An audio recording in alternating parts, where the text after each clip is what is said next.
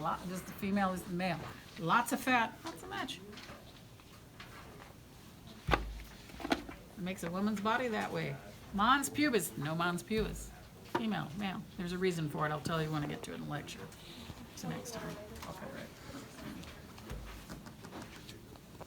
Oh, the Testis. Left testis. Epididymis. Left epididymis. Scrotum. Scrotum. Spermatic cord. Left spermatic cord, it's the blood vessels.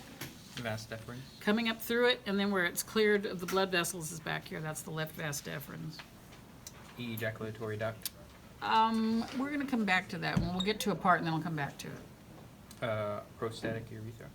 Let's do the prostate gland first, and then we'll come back. Okay, so Prostate gland is the big purple guy. And that's what it looks like cut. Seminal vesicles. Okay, seminal vesicle, this guy back here, that's a left, and the right's down in it already. Spongy urethra. Okay, hang on, now you went too far. Now we go back up. Prostatic urethra, so when you go to inside the prostate gland, and that's from the bladder, it's the part right there. That's the prostatic urethra. Now, joining it is this little, coming from the seminal vesicle, whatever that thing was called, is the ejaculatory duct. So this is the left, the right's inside. Okay, so now we're caught up. Now we're going, so we did the prostatic urethra. Now, the spongy urethra passes through the penis. Body. Of penis. The body of penis. Glands. Glands. Corpus. The 3 bundles of erectile tissue, you can see half of one, part of a whole one. The other one's laying over here. The 2 are paired, the top 2. And then this bottom one is just a single one. That's the corpus spongiosum. These kind of red and blue dots. That's what this spongy urethra passes through. That's why it's called that. It turns itself inside out to become the glands. Then the other 2 bundles of erectile tissue, you've got the right and the left corpus cavernosum. You can see the caverns. Okay, now we're caught up with that. Ischio.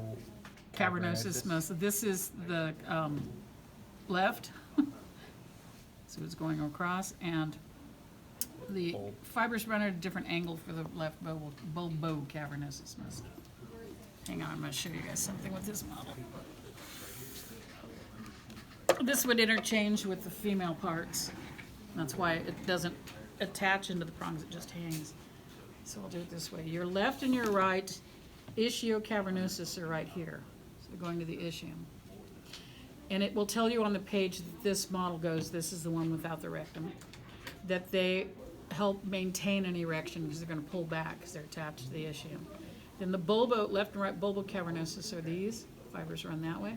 They're right up against the spongy part that goes through the penis, so they help extract the last drop of semen or urine because they can squeeze against it. So that's them left and right here. Okay. Now we come back. Ureter.